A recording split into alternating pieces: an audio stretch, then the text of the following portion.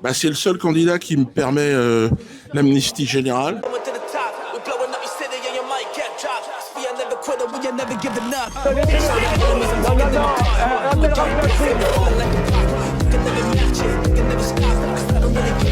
Vous fumez, monsieur?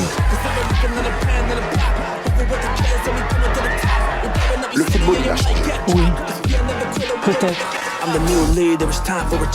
Ouais, c'est Laurent de la Mousse, bienvenue aujourd'hui pour une nouvelle vidéo, j'espère que tout le monde va bien, messieurs, dames, la petite vidéo d'actu du lundi, on commence la semaine de la meilleure des manières, en tout cas je l'espère pour vous. Je me suis jeté un peu des fleurs, non je rigole, il y a des meilleures manières de commencer qu'en regardant cette vidéo, mais bon, je le dis quand même, je vous aime. Je rigole, c'est faux. Avant de partir pour cette nouvelle vidéo, c'est le moment de soutenir la chaîne et moi-même en mettant votre plus gros pouce bleu, votre meilleur commentaire. N'oubliez pas de s'abonner et d'activer la cloche pour ne pas rater les prochaines vidéos. On fait de même sur la chaîne principale, la chaîne Mousse. On me rejoint sur Instagram, sur TikTok, sur Twitch pour ne pas rater les lives du dimanche soir à 21h30. On va chercher à boire à manger, on se met à l'aise. Et moi, je m'occupe du reste. Messieurs, dames, commençons par de la politique. On va se régaler. Je sais pas si vous avez le même en tête de ce supporter parisien après une défaite de l'OM. Et là, il dit, en tant que supporter parisien, je me suis régalé. Alors, je me permets, en tant qu'apolitique, je vais me régaler, j'en suis sûr. Mélenchon est en campagne, c'est parti, il est au pupitre, il s'en prend de nouveau à la Banque Centrale Européenne, la dette et tutti quanti. Oui, la Banque Centrale Européenne peut et doit mettre au congélateur les dettes des États en commençant par celle de la période Covid. Elle l'a déjà fait. Dans le passé, 4 pays d'Europe le demandent aussi, et c'est ce que vient de faire. Tenez-en compte et marquez-le dans vos carnets, petit pédant qui venait me faire la leçon à propos de la congélation de la dette publique. C'est ce que viennent de faire les États-Unis d'Amérique avant-hier pour des milliards et des milliards. Alors, d'habitude, vous imitez, pourquoi vous ne feriez pas mieux pour une fois ? 55 économistes l'ont réclamé dans une tribune parue dans l'Obs. Non, ce n'est pas cela qui est délirant. Ce qui est délirant, c'est de ne jamais dire comment vous comptez régler cette histoire de dette et les problèmes de la vie quotidienne des Français. Ce qui est délirant, c'est de croire qu'on va pouvoir vivre toute sa vie avec pour unique potage la soupe à la grimace macronienne, où on vous prive de tout avec l'espoir que vous aurez la capacité d'aller vous le payer tout seul. Il est plus que temps de rompre avec cette politique. Alors, autant le dire, le départ de Macron est désormais attendu de tous côtés comme une libération. Vous savez, ce qui est formidable en politique, c'est le jeu des alliances, un petit peu comme à Koh-Lanta en fait. Et vous le savez, comme à Koh-Lanta, souvent les meilleurs candidats ne vont pas au bout. Là, on a Raphaël Glucksmann qui annonce sa candidature avec surprise, mais il a surtout dit un truc.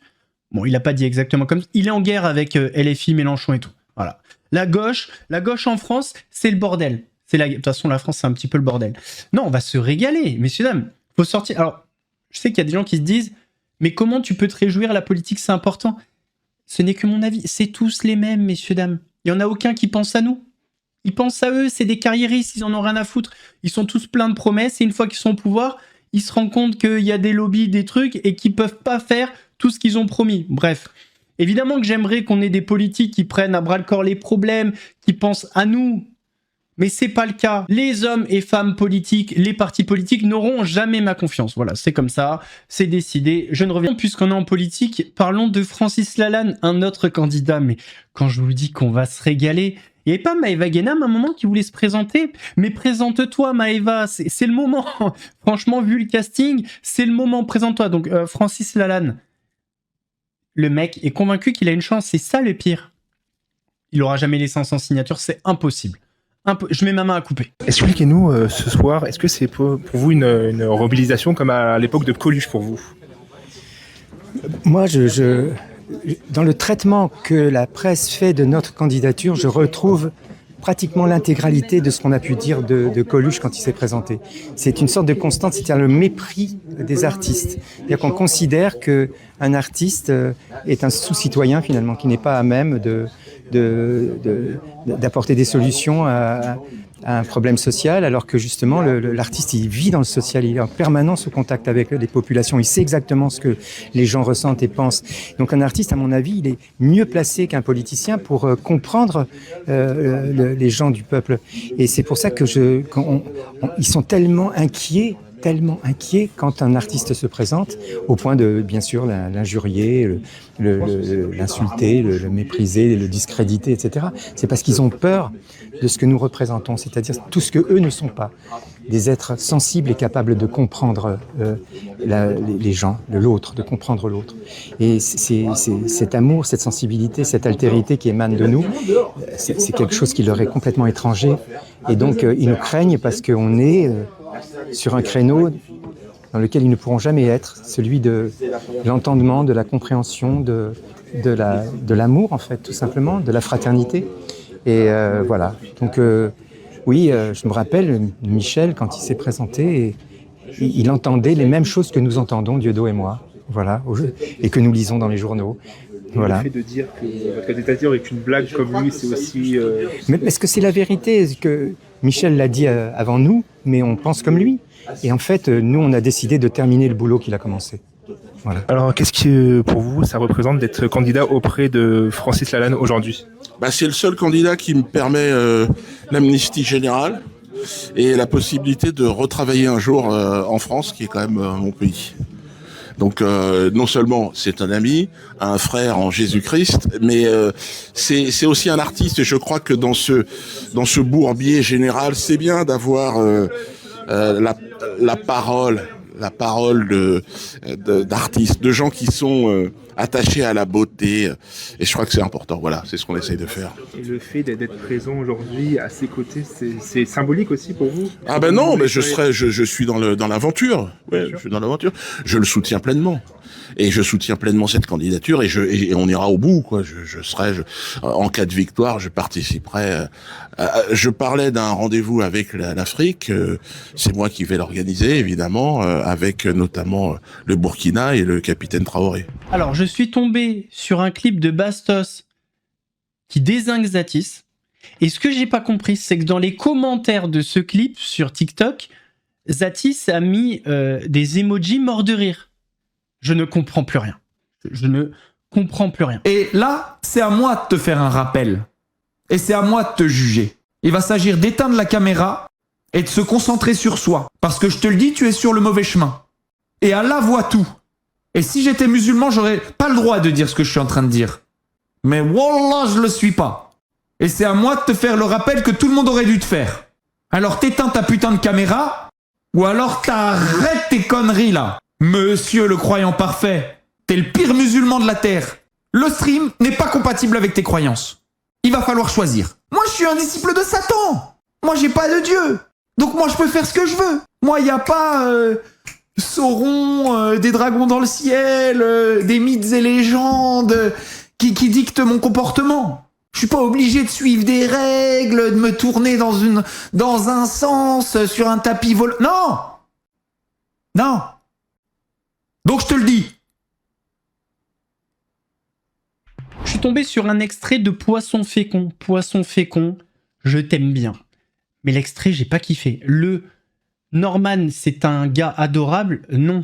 C'est peut-être un gars adorable avec vous, mais il a fait des trucs à des filles. Parce que, en fait, vous voyez la partie... là, aujourd'hui, classée sans suite, tout ça. Bon, bref. Mais il n'empêche qu'il a parlé de cul avec des mineurs, et quand certaines ont commencé à parler, il y a eu des pressions. Bref, c'est très loin d'être un mec adorable. Je vous laisse regarder l'extrait. Et puis ce qu'il a fait, c'est pas juste un peu abusé. C'est plus que ça. Norman fait des vidéos, ouais, c'était le plus gros youtubeur français qui a été inquiété dans une affaire judiciaire qui impliquait des femmes. Est-ce que tu as eu un avis sur ça ? J'ai plus les détails. Alors c'était des femmes, surtout des jeunes femmes, et du coup, je pense, Norman n'est pas gâté par la nature, c'est un gars adorable du coup, mais la notoriété ça fait que je peux enfin goûter à un truc que j'ai peut-être jamais eu dans le passé. C'est un cheat code en fait. Tout devient plus facile. Et du coup, si lui peut-être il avait envie de goûter à des expériences qu'il a pas eues dans le passé, ça peut griller un peu le cerveau. Peut-être que lui, du coup, ça a été le cas, je sais pas. Et du coup, il a un peu abusé. Et On joue pas trop avec ce genre de choses, quoi. Surtout dans une époque, du coup, qui est un peu plus dans des courants féministes et où les droits de la femme et compagnie, du coup, sont mis un peu plus à l'honneur. Si je vous dis Jacques Moretti, je pense que ce dont vous parle, c'était le patron du Constellation, ce bar qui a complètement brûlé à Crans-Montana, 41 morts, 115 blessés. Eh bien, Jacques Moretti a de nouveaux ennuis judiciaires après avoir cogné sa femme. Il est de nouveau incarcéré, mais cette fois-ci pour des faits d'une autre nature. Jacques Moretti aurait commis des violences sur son épouse Jessica il y a une dizaine de jours. Des violences qui ont entraîné une hospitalisation de la propriétaire du bar Le Constellation. On ignore à ce stade la gravité de ses blessures. Jacques Moretti est soupçonné de violence conjugale envers sa compagne Jessica Moretti, des faits qui seraient survenus dans la nuit du 11 au 12 août dernier à leur domicile situé dans le canton du Valais en Suisse. On ne sait pas aujourd'hui si elle est sortie de l'hôpital. En revanche, on sait que son époux Jacques Moretti a lui été placé en détention provisoire. Une enquête distincte de celle de Crans-Montana va être ouverte par les autorités suisses. Et même si les avocats des époux Moretti tiennent à dissocier ces deux affaires, ils affirment que ces faits présumés de violence conjugale ne s'inscrivent pas dans n'importe quel contexte. Ces faits relèvent exclusivement de leur vie intime. Ils ne sauraient être confondus avec la tragédie du Constellation, mais s'inscrivent néanmoins dans un contexte qui ne peut être ignoré, celui d'une épreuve particulièrement intense à laquelle les Moretti ont tenté de faire face ensemble depuis le 1er janvier. Comme il l'a fait dans l'affaire Crans-Montana, Jacques Moretti peut faire une demande de libération qui pourra être acceptée ou refusée par la justice suisse. Tant qu'il fait beaucoup parler sur les réseaux, il y a une femme qui a fait des stories en affirmant qu'elle s'était faite agresser par un médecin. Et par la suite, on a eu la vidéo de l'altercation avec le médecin et c'est vrai que ça a un petit peu divisé Internet. Elle affirmait dans ses stories qu'elle avait été frappée, sauf que c'est pas ce qu'on voit dans les vidéos. Les gars, je vous jure, je suis choquée de ce qui vient de m'arriver. En gros, je prends un traitement de base pour l'anxiété. Il faut savoir qu'au dose où je les prends, je peux pas faire d'arrêt brutal. Donc quand je n'ai plus, en fait, je peux pas aller aux urgences parce que je vais pas encombrer les urgences pour ça. Mais il faut savoir que je peux pas passer de ce traitement. C'est comme arrêter les antidépresseurs d'un coup, c'est pas possible. Donc en général, un médecin, quand j'en ai plus, et que c'est urgent, genre un dimanche que c'est fermé ou que les délais de médecins traitants sont trop longs, je vais au médecin, ils me prescrivent toujours. Il n'y a jamais eu de problème avec ça. Donc là, je prends rendez-vous sur SOS médecin parce que les dimanches, il n'y a qu'eux qui sont ouverts. Je dis au médecin, il me dit non, je vous ferai pas. Je dis mais monsieur, c'est une urgence médicale, en fait, je peux pas arrêter d'un coup, je peux pas faire un sevrage brutal comme ça. Mon corps ne peut pas le supporter, c'est des médicaments qu'on peut pas arrêter d'un coup comme ça. Il me dit ouais, non, je vous ferai pas, vous sortez. Je lui dis bah faites-moi une attestation comme quoi vous refusez, parce que je sais très bien que c'est une urgence médicale, genre je connais plein de gens qui travaillent en médecine, je connais plein de médecins, etc. Ils me l'ont toujours fait, il n'y a jamais eu de problème, etc. Donc je lui dis faites-moi une attestation parce que je ne sais pas qui vous êtes, je ne connais pas votre nom. Donc écrivez sur papier, comme ça s'il y a un problème, parce que c'est des médecins qui peuvent littéralement faire un choc au corps quand tu arrêtes d'un coup et que tu prends des grosses doses habituelles et que tu arrêtes d'un coup, tu peux littéralement avoir un choc neurologique, donc mourir. Donc je lui dis vous me faites un papier comme quoi vous refusez le soin, la prise en charge avec votre nom. Il me dit je vous fais pas de papier, vous sortez. Je lui dis bah je sortirai pas, vous me faites ce papier. Et il commence à être agressif et à venir vers moi. Faut savoir que moi, une femme comme ça, je fais 1m60, je fais 50 kilos. Il vient, il commence à être agressif. Donc je sors mon téléphone parce que je me dis il va m'agresser. Je le sens. Donc je sors mon téléphone pour filmer. Et là, à la fin, là, à un moment à la vidéo, il me saute dessus et il m'attrape par le bras. Et il commence à me pousser et à me frapper. Je suis choquée, je vous jure, ça m'est jamais arrivé au médecin. Genre, ça m'est jamais arrivé. Alors que c'est un ami, il faisait 1m80, 90 kg. Du coup, je savais pas quoi faire. Et je suis partie. Et là, je vais porter plainte pour agression, mais je sais pas quoi faire, les gars. Vraiment, c'est un truc de fou. Ça m'est jamais arrivé qu'on fasse ça, en fait. Parce qu'il m'a carrément violenté physiquement, un médecin. Voilà, ce monsieur qui est un médecin et qui en plus est violent envers moi. Donc voilà, et qui refuse de me represcrire un traitement et qui me fait... Madame fait n'importe quoi. Madame ne fait pas n'importe quoi. Le monsieur vient vers moi, il est agressif. Il refuse de me faire une attestation. Vous refusez de me represcrire mon traitement. Mais c'est une urgence médicale. Je ne peux pas faire de sevrage brutal. Si, c'est une urgence médicale et je ne peux pas faire... Vous avez enregistré votre truc, vous pouvez sortir. Bah non. Allez. Bon. C'est une urgence médicale. Je ne fais pas de traitement d'arrêt brutal. Qu'est-ce que vous allez faire? Vous allez me violenter? Oh là là. Oh mais... Bon, allez, c'est pas grave, on va appeler la police. Bah, appelez la police, ça va être plus simple. Allez. Y a pas de souci. Vous allez sortir. Alors, vous me touchez pas.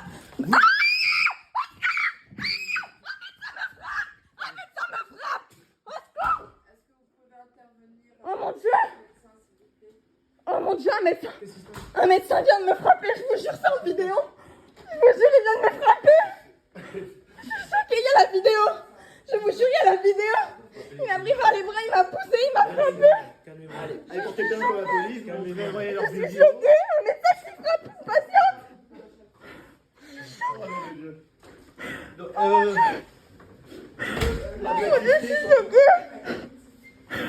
Je suis choquée, je viens de me faire frapper par un médecin. C'est très amusant, vous faites bien à tous les deux. Mais c'est sous vidéo en fait, on vous voit me toucher, me frapper. Mon Dieu, je suis choquée, on frappe une femme comme ça. J'ai 1m60, je fais 47 kilos et il me frappe comme ça.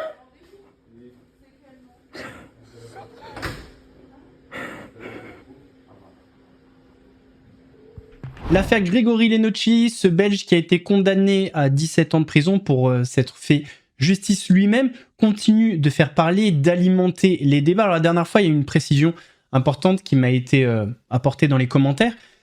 Il avait déjà été condamné pour violence, donc c'était un récidiviste, et c'est pour ça, apparemment, qu'il a eu une peine aussi lourde. Plus d'explications sur l'affaire grâce à Brut. Un homme condamné à 17 ans de prison après avoir tabassé et filmé son voisin qu'il accusait d'avoir agressé sexuellement son beau-fils. En fait, le 23 juillet 2025, près de Namur en Belgique, Grégory Lenocci porte plainte contre son voisin Marc P, qu'il accuse d'avoir commis des violences sexuelles sur son beau-fils, âgé de 6 ans à l'époque. Les policiers lui apprennent alors que Marc P avait déjà été condamné en 2020 à 3 ans de prison avec sursis pour des faits de pédocriminalité sur un autre mineur. Le lendemain, Grégory Lenocci invite son voisin chez lui pour lui demander des explications. Au procès, il explique que son voisin lui aurait alors parlé d'un jeu secret avec son beau-fils. Je lui ai demandé en quoi cela consistait. Il a répondu qu'il bandait les yeux de mon fils et qu'il lui faisait sucer des choses. Je lui ai demandé quel genre de choses. Il a répondu mon zizi. C'est à ce moment que j'ai perdu le contrôle. J'ai dû faire ce que j'ai fait. J'ai prévenu les mœurs.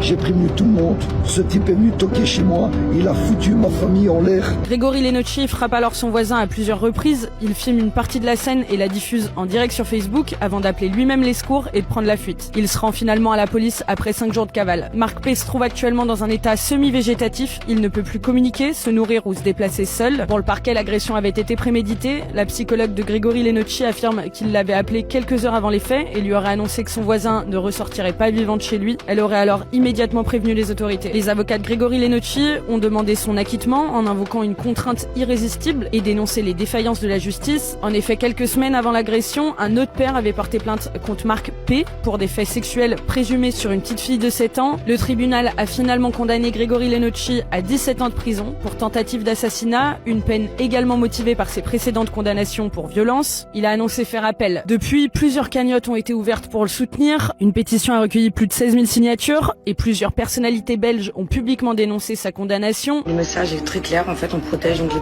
criminels et pour eux c'est une salle de jeu ouverte en fait tout simplement. Enfin, selon RTL Info, la plainte concernant le beau-fils de Grégory Lenocci n'a finalement pas abouti, faute d'éléments suffisants. En revanche, Marc P pourrait être jugé pour les faits présumés sur la fillette de 7 ans si son état de santé le permet. Le cas Patrick Bruel continue d'alimenter les débats. Sur le plateau des grandes gueules d'RMC, Charles Consigny se dit un petit peu choqué que certains élus annulent la tournée de Patrick Bruel dans leur ville. Pour lui, voilà, il devrait... Ça regarde Patrick Bruel, apparemment. Donc, ça regarde pas les victimes, ça le regarde lui. Donc, s'il fait un choix, c'est parti. Depardieu devrait pouvoir continuer de tourner. Je sais pas. Je sais pas dans quel monde vit Charles Consigny. Pourtant, c'est un mec qui, normalement, il est là, plein de valeurs, plein de trucs, plein de machins. Patrick Bruel, c'est 30 plaintes. Bon, ça a pas l'air de le déranger, ça le regarde. Jérôme Barella, il a pas été condamné encore. Qu'est-ce qu'on fait? On lui fait faire la tournée des écoles? Je sais pas, on vit dans un monde de fous, je trouve. Je pense qu'on a tout dit, enfin, vous avez tout dit. Je pense que c'est à lui de voir s'il veut ou pas faire ses concerts et risquer effectivement des débordements. Je pense que les élus qui voudraient l'interdire outrepassent complètement leur rôle. Je veux dire, je vois pas pourquoi c'est le maire de Montpellier, je crois. Il y en a plus, c'est une dizaine. Hein. Voilà. Paris, Marseille, Lyon, Nancy, Laval, Dijon. Oui, Saint-Étienne, alors qu'est-ce qu'ils Tours. font ? Ils font de l'électoralisme pour avoir l'air féministe, etc. Ça regarde Patrick Bruel. Moi, je suis contre la cancel culture, de toute façon. Donc, je pense que Depardieu devrait pouvoir continuer à tourner, par exemple. Il y a eu beaucoup de rôles. Sauf que le problème, c'est que j'aurais mieux vu. Il Par peut exemple, pas tourner tout seul. Oui, mais par exemple, on a tout le monde parle de ces films sur le général de Gaulle. Moi, j'aurais bien vu Depardieu dans le rôle de Gaulle, par exemple. Et ça n'est pas possible. Il ressemblait plus à Churchill, hein, Yvonne. Et ça n'est pas possible parce qu'il a été cancellé, comme on dit aujourd'hui. Et donc, je pense que Patrick Bruel, ça le regarde, lui, jusqu'à ce... Et d'ailleurs, je vais vous dire, même s'il était condamné à la fin, ça le regarde quand même, lui, de faire ses concerts. Bah oui. Bah oui, parce Et que... Bertrand Cantat. Parce que c'est pas parce qu'on a Condamné, une il fait des condamnation concerts, hein. pénale qu'on On peut en fait pas plus faire de la beaucoup, hein. musique. Donc, Oui, moi, mais je pense que c'est une décision qui appartient à l'artiste lui-même. Messieurs, dames, on arrive à la fin de cette vidéo. J'espère qu'elle vous a plu. Si c'est le cas, votre plus gros pouce bleu, votre meilleur commentaire. N'oubliez pas de s'abonner et d'activer la cloche pour pas rater les prochaines vidéos. On fait de même sur la chaîne principale, la chaîne Mousse. On rejoint sur Instagram, sur TikTok, sur Twitch pour pas rater les lives du dimanche soir à 21h30. Nous, on se donne rendez-vous mercredi pour une nouvelle vidéo d'actu. En attendant, prenez soin de vous. Laurent de la Mousse vous salue.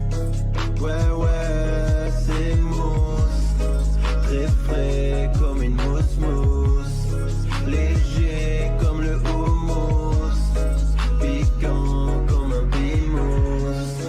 Un gros lion te course, tu cries, t'as la frousse. J'arrive à la rescousse, regarde, ouais c'est